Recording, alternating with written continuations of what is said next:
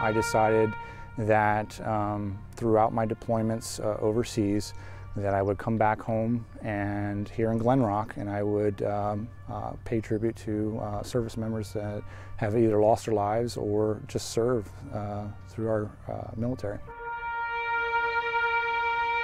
And you can hear taps coming from Navy Lieutenant Commander Joshua Corney's speaker system at his home on Glen Avenue in Glen Rock, York County.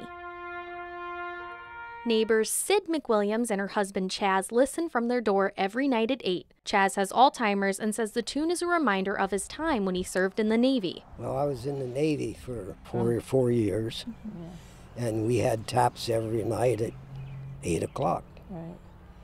So it means a good deal to me because of that experience that I had in life. In the neighborhood, walking door to door, it was hard to find a neighbor without a connection to the military. A main reason Joan Fox, who lives down the road, supports taps. Well, I truly, really do enjoy hearing it. Number one, it tells me it's 8 o'clock at night.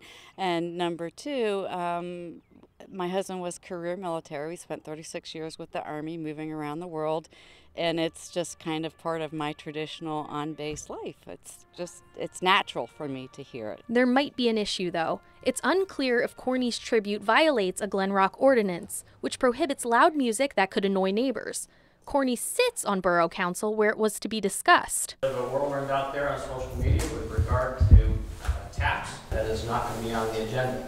The council president says the topic was pulled for safety concerns for those who oppose the performance. Victoria Ribeiro, another council member, sent Fox 43 this statement in part on behalf of those neighbors. Quote, because of the huge, largely negative reaction they witnessed and because of the backlash directed at me for representing them, they are horrified and want nothing more than for this all to stop. They genuinely fear they will be labeled as the un-American, bitter troublemakers that started a feud with their neighbors, and that's unfair.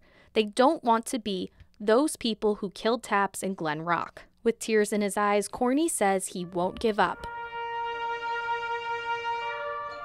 I made a promise to God that if he brought me home safely to my family, that I would do something in remembrance of those that have died specifically, but also to those that continue to serve.